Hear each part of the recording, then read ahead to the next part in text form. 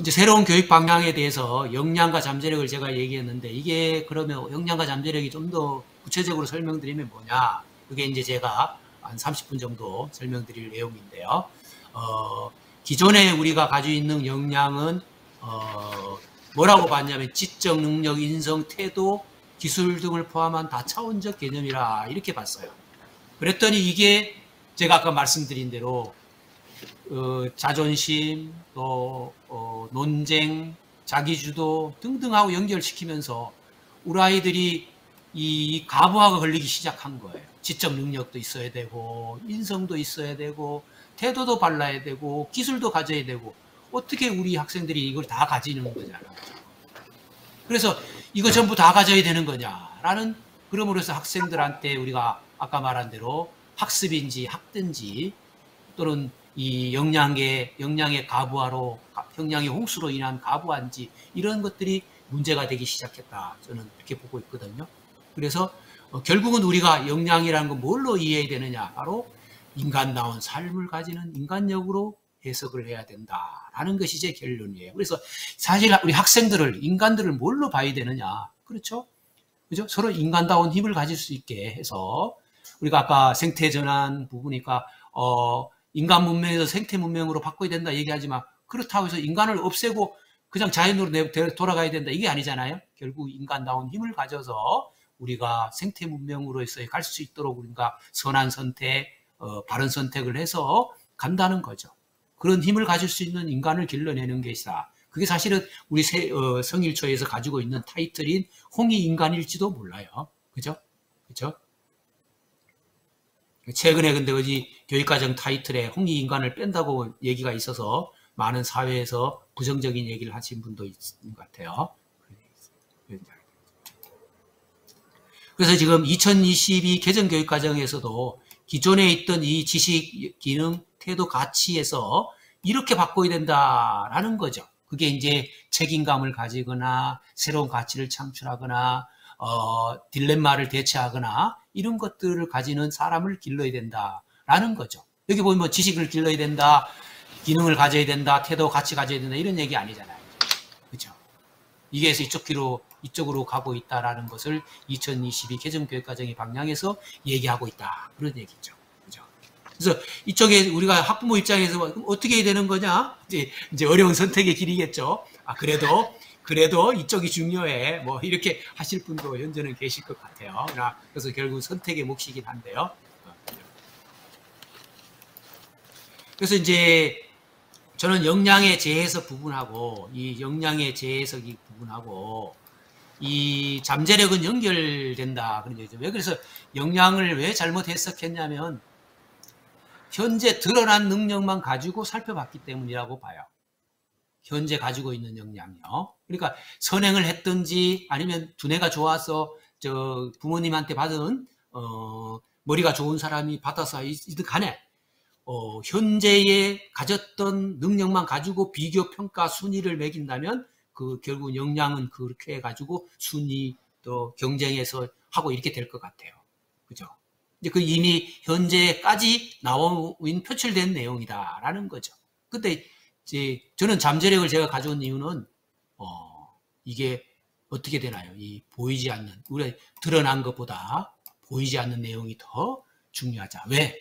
인간을 더 이상 성장하지 않는 우리가 지금도 여기 학부모님들이 계속 배우고 학습하는 이유는 계속 성장하시려고 하시는 거잖아요. 그래서 나이가 들면 성장하지 않는다는 거예요. 학습이 안 된다고 말하는 사람 엄청 많아요. 근데 잘못된 얘기다. 그런 얘기죠. 그 왜냐? 인간이든 학생이든 이 보이지 않는 잠재력은 무한히 확대될 수 있는 존재라고 보는 거죠. 그게 우리 자녀와 내 자녀, 옆에 사람들 보는 관점이 저분에 대해서 이 사람은 이런 사람이 하고 고정적으로 보고 끝내는 거죠. 그럼 그 사람하고 나하고는 더 이상 성장하지 않은 거죠. 그죠? 근데 그 사람을 볼 때, 저 사람이 가지고 있는 잠재력은 무한히 있어. 또 어떻게 세상이 변할지 몰라. 10년, 20년 이 사람이 어떻게 될지 몰라. 현재 있는 것만 보지 않고.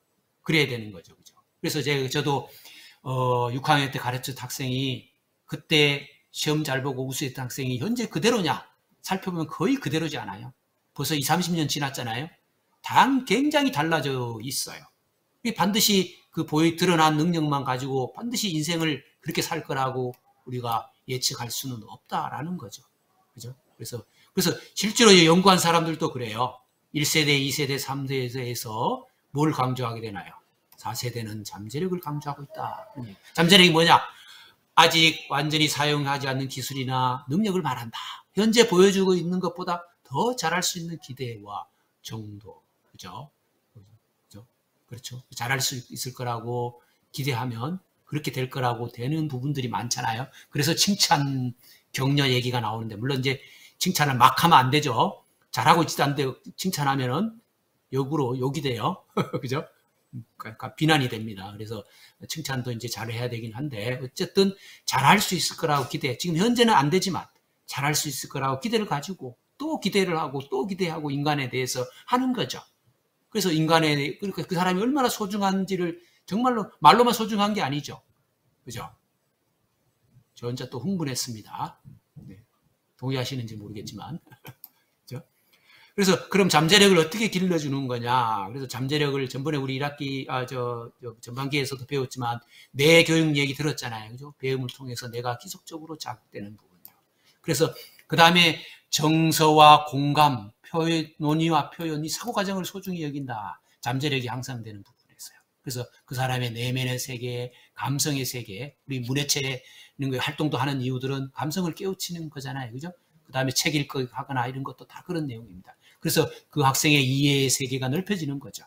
이게 이제 계속 잠재력이 확대되는 의미다. 그런 얘기. 그러니까 현재 잠재력이 되었다가 역량이 됐다가 서로 이제 왔다 갔다 교차에 대해서 일어나겠죠. 이제 그렇게 나갈 거다. 그 다음에 이제,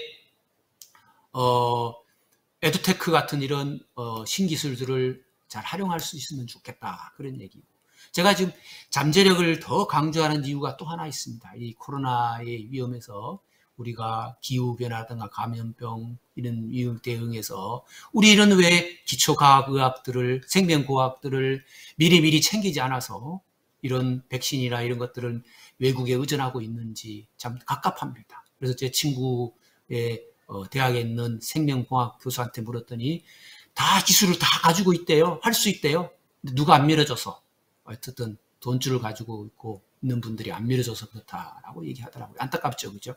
어쨌든 이런 새로운 기초과학의학이라든가 생명공학도 우리가 잠재력 역량에서 우리가 중요하게 챙겨봐야 될 부분이다. 이렇게 말씀드릴 수 있을 것 같아요. 이건 우리 내년에 이제 제가 잠재력 하기 위한, 함양하기 위한 교육과정 실천 방안에 대한 얘기들인데요. 이 부분은, 내년에 또 한 번 더 연수가 있을 때 좀 더 자세하게 이 하나의 일종의 방법입니다. 우리가 역량과 잠재력을 키울 수 있는 방법이 뭐냐? 실제로 그러면 말은 이렇게 하는데 실제로 교육 활동할 때 어떻게 해야 되는 거냐? 이런 부분을 얘기하는 게 담겨져 있는데요. 이게 또 얘기하려면 또 한두 시간 해야 되기 때문에 이 부분은 참고로 하시고 다음 기회 때 말씀드릴게요. 이제 역량과 잠재력에서 얘기하고 있는 게 이 부분이잖아요. 그죠? 신기술과 교육. 그 다음에 유대인의 창의성 비밀도 관련이 있어요. 여기에 보면 질문과 대화해야 되고 독서와 토론해야 되고 후주파 정신이라고 요즘도 강조되고 있는데요. 도전 정신과 동등한 기회와 존중 부분.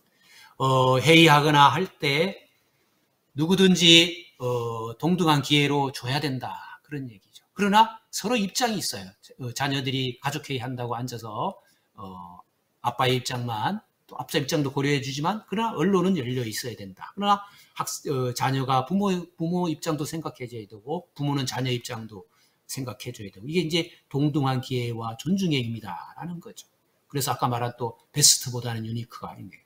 그래서 이런 뭐니 해도 노력과 열정이 필요하거든요. 그냥 자연스럽게 뭔가 오는 건 하나도 없어요.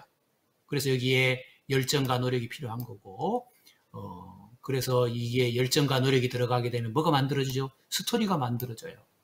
그럼 예를 들어 초등학교 6학년 때 우리 학생의 스토리가 어떻게 만들어지느냐. 지금처럼 이런 여러 가지 교육활동, 역량과 잠재력에 관련된 교육활동들이 스토리에 들어가서 가게 되면 그게 6년 지나면 감동이 돼요. 얼마나 성장하고 했는지 감동을 느낄 수 있게 된다. 그런 얘기죠. 이제 그게 이제 역량과 잠재력에 대한 부분에 대한 기본적인 안내다 말씀을 드려봅니다. 10가지 방향이 있는데 뭐 다 말씀 못 드리고요. 여기서 몇 가지만 말씀드려 볼게요. 역량 잠재력 제기 아까 말씀 계속 드렸잖아요. 그죠? 말씀드렸다. 그래서 우리 학생들이 미숙하고 부족하여 기존 지식을 채우는 존재를 보고 반복해서 쓰고 외우는 것에 중점을 둘 것인가? 아니면 기존 지식을 가지고 서로 논의하고 협력하면서 새로운 지식을 창출할 것이냐? 그래서 그 사람의 무한한 역량과 잠재력을 가진 존재로 볼 것이냐? 이게 지금의 이런 교육에서 역량과 잠재력으로 가야 된다라고 강조를 하게 된다. 그런 얘기거든요. 그죠? 잠재력 강조 부분 아까 설명드렸으니까요. 넘어가고. 그래서 이런 내용들이 사실은 많이 있어요. 뭐 잠재력을 어떻게 하면 되느냐. 수업할 때도 이 느낌이나 사고나 표현이나 형성들이 굉장히 중요한 요소들이다. 이게 수업 속에서 또는 우리 교육과정 속에서 또 어떤 교육활동 속에서 또는 집에서 있으실 때도 대화하거나 이럴 때 느낌이 사실 처음에 굉장히 중요하거든요. 저기 외부에서 정보가 들어올 때 어떻게 느끼는지가 가장 중요해요. 오늘 이렇게 참여하셨는데 처음 인상이나 느낌이 굉장히 중요하듯이요. 그죠? 중요하듯이 중요하다. 그런 얘기죠. 여기에 보면은 이제 열등감도 있어요. 왜냐하면 아까 학생들은 스펙트럼이 여러 가지가 있잖아요. 있으니까 당연히 비교가 돼요. 안 될 수가 없어요. 그래서 이 열등감들이 있는데 이 열등감들은 낙인감으로 갈 것이냐 아니면 자긍심으로 갈 것이냐가 이제 중요한 요소들이 될 겁니다. 나는 긍정적인 사람이야. 내 스스로 괜찮은 사람이야. 내 자존심을 지키려는 사람이 아니야. 나만 생각하는 사람이 아니야. 그래서 아까 지금 말씀드렸잖아요. 그죠? 굉장히 자존심보다는 자긍심으로 가야 된다. 이건 강조를 제가 전번에도 한번 말씀드린 적이 있는데요. 그죠? 그래서, 근데 자긍심을 잘못하면 어떻게 되죠? 자기 합리화가 되니까 가장 기본 백은 성찰의 힘이에요. 늘 자기를 성찰해보고 돌아봐야 돼요. 근데 성찰의 힘은 혼자 못해요. 혼자 하면은, 혼자 방구석에서 반성하라 그러면 사람이 이상해져요. 그래서 함께하는 성찰이 중요하다. 그래서 커뮤니티라든가 이 모임이라든가 이게 굉장히 중요합니다. 그래서 나에게 진실로 얘기해 줄 수 있는 사람, 그런 사람이 있느냐 없느냐가 정말 중요하잖아요. 그렇죠. 그죠? 그렇죠? 이렇게 돼. 그래서 기본적으로 자존심에서 자긍심으로 가야 된다는 얘기를 제가 많이 강조를 하고 있다는 겁니다. 자긍심은 나를 긍정적으로 봐야 타인을 긍정 볼 수 있다라는 중요한 나의 개념으로만 그렇게 되면 자존심이 돼요. 나만 지키려고 하는 소극적으로 접근하면 자존심이 되는 거죠. 그렇지 않죠? 그럼 자긍심은 나를 긍정적으로 본다는 이유는 남을 긍정적으로 보기 위해서예요. 그래서 자기를 긍정적으로 내가 지금 괜찮은 사람이야. 조금 열등하고 조금 나보다 조금 부족한 거 있지만 나는 그래도 내 괜찮은 사람이야. 내 긍정적으로 하는 거죠. 그러면 낙인감으로 가지 않는다는 거죠. 그다음 의사결정 부분은 잠깐 내 얘기를 했어요. 그죠? 의사결정. 가서 논의에 가면은 어떻게 합니까? 빨리빨리 결정해. 급해. 5분밖에 안 남아서 빨리 해. 이거죠. 그죠? 그리고 자, 논의 열심히 해라. 결정은 내가 할게. 이제 그럽니다. 옛날에 어떤 부장님이 저한테 그랬어요. 부장회의 때 막 엄청나게 얘기하고 열심히 하면 뭐합니까? 교장 선생님이 알아서 할 건데 이럽니다. 그럼 그때부터 이게 의사결정하고 협의가 잘 안 돼요. 별로 웃으시지도 않으시네요. 그렇죠, 그죠? 그래서 의사결정이 생명을 다룰 만큼 중요한 시기다라는 거죠. 아까 말씀드렸죠, 그죠? 그래서 이런 거 사실은 학교에서 또는 가정에서 가르쳐야 돼요. 어떻게 하면 의사결정을 하는 건지.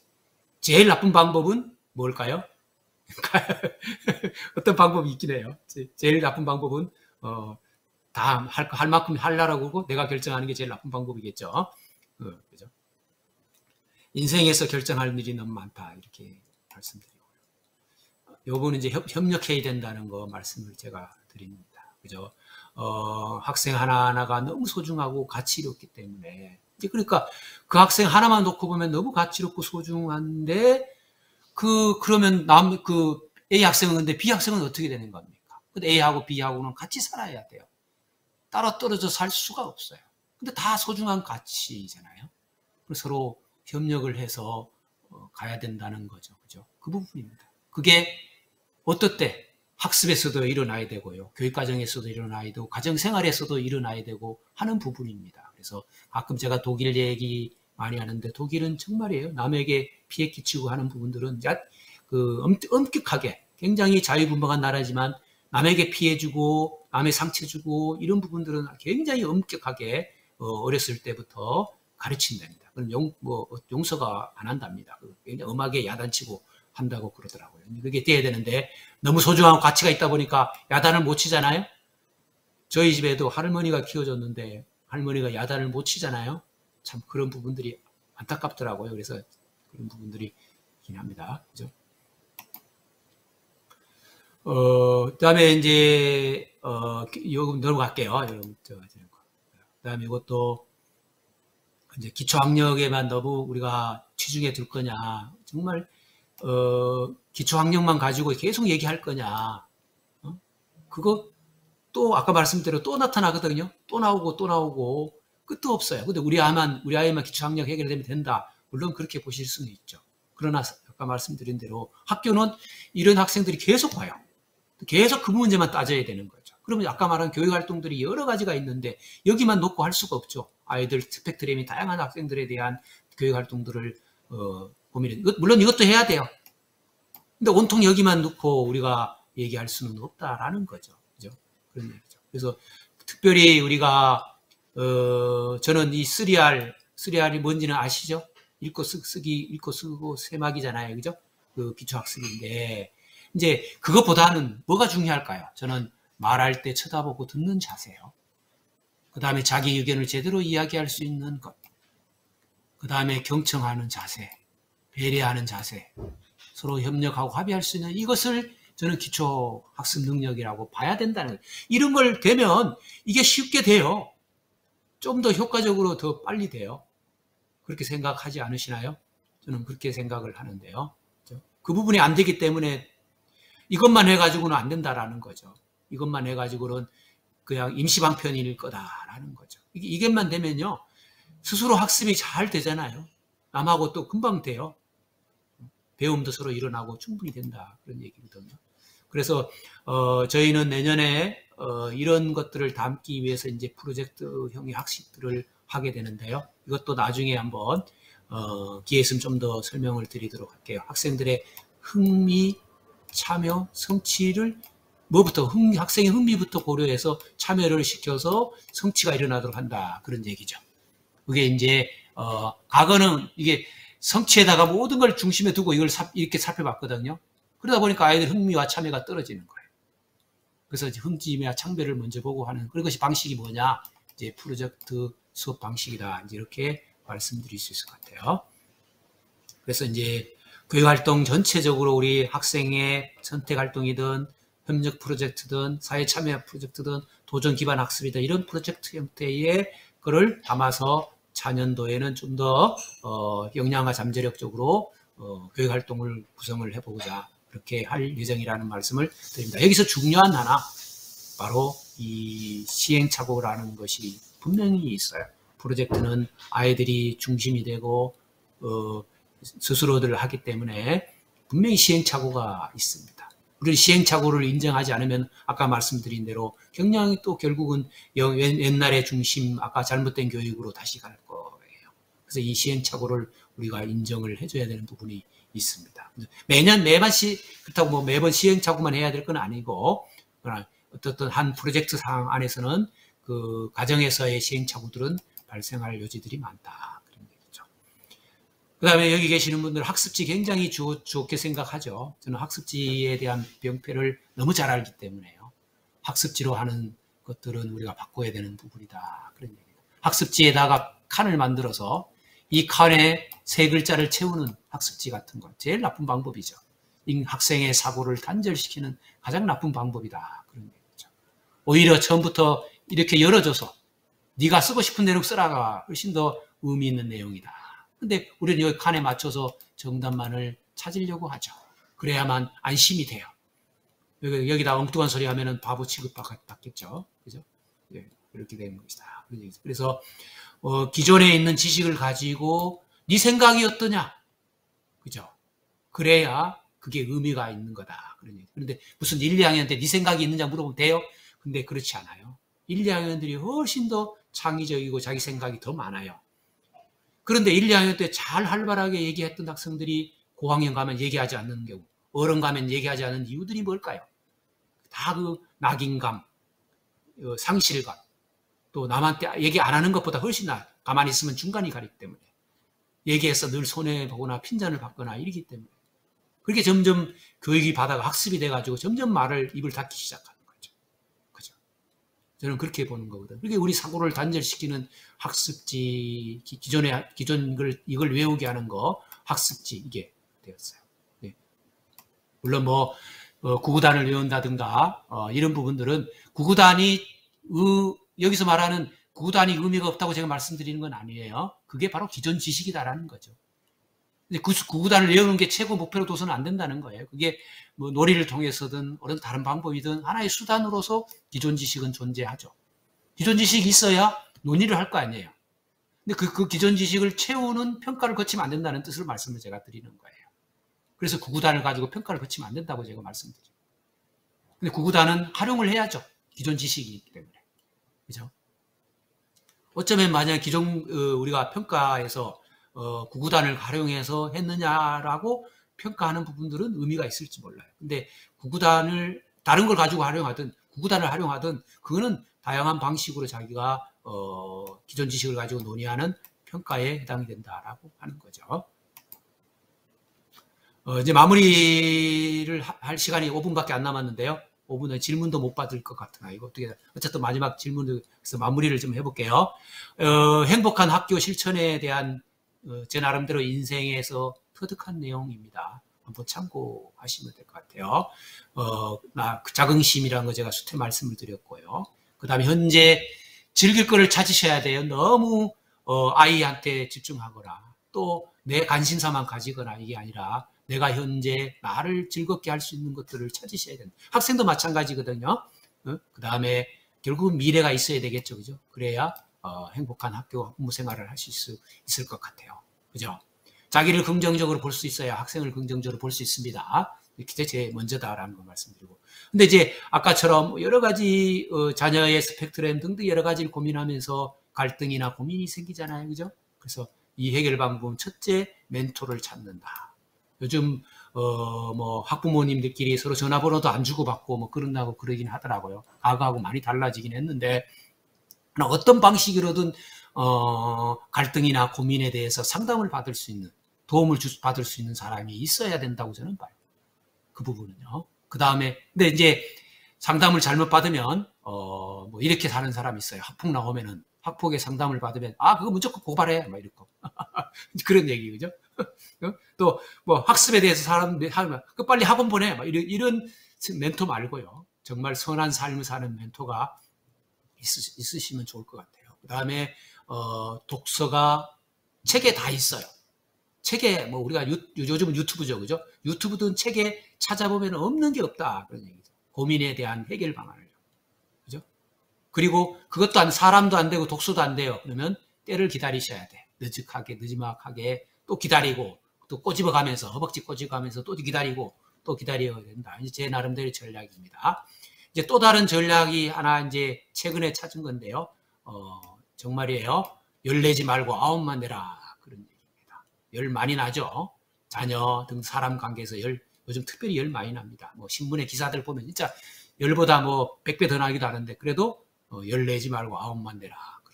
그래서 두 번째로는 제가 훌륭한 학부모님들 얘기를 들어보니까 대부분 그래요. 말꼬리를 높이지 말라. 그죠? 뭐뭐 했어? 또 저희 집사람이 저한테 누가 아빠? 막 이렇게 불러요. 그럼 제가 깜짝 놀라거든요. 근데 그때는 저한테 뭘 시키려고 하거나 이렇게 감정이 개입된 내용이에요. 그죠? 그래서 말꼬리를 높이지 말라. 이게 이제 제가 저 나름대로 훌륭한 학부형들을 경험해서 얘기하는 거더라고요. 그 다음에 3번, 느낌과 감정을 읽어라. 아까 저 얘기했던 거 참고하시면 될 것 같고요. 행복한 학부모 생활 두 번째는 3자 오행 실행. 이건 전번에 언제 한번 말씀드렸어요. 그죠? 여기서 눈 마주하고 고개 끄덕여주고 아, 그렇군요. 걱정 마, 기다릴게. 우리 함께 하자. 이런 얘기죠. 이제 보시고, 여기서 뭐 몇 가지 하나라도 한번 댁에서 직접 실천해 보시면, 대화할 때든 또 기본적인 지향점에서든 삼자오행을 한번 실천해 보시면 좋을 것 같고요. 이 삼자오행으로 저희 내년에 이렇게 이제 중점적으로 한번 고민해 보도록 하겠습니다. 꿈미인을 이제 전에 우리 학교에서 만들어 놓은 걸 그대로 살려서 제가 이제 가보려고 하는데요. 꿈은 어떤 것들이 있는지, 미래는 어떤 것들이 있는지, 인성은 어떤 것들을 했으면 좋은지를 한번 아이템을 잡아서 추진해 보도록 하겠습니다. 제일 중요한 거는 내년에 핵심으로 제가 할 것은 이제 결국 프로젝트 교육과정 운영입니다. 이 부분이 이제 저학년, 고학년 중심으로 해서 정말 학생들이 스스로 잠재력과 역량을 키울 수 있는 쪽에서의 프로젝트 학습을 할 수 있도록 노력을 해 보도록 하겠습니다. 그래서 우리 학교, 학생, 선생님, 학부모 모두가 자발과 자긍심을 가지고 몰입하고 스토리와 감동을 만들어서 우리가 모두가 선한 삶을 영위할 수 있도록 그렇게 하도록 노력을 해 보도록 하겠습니다.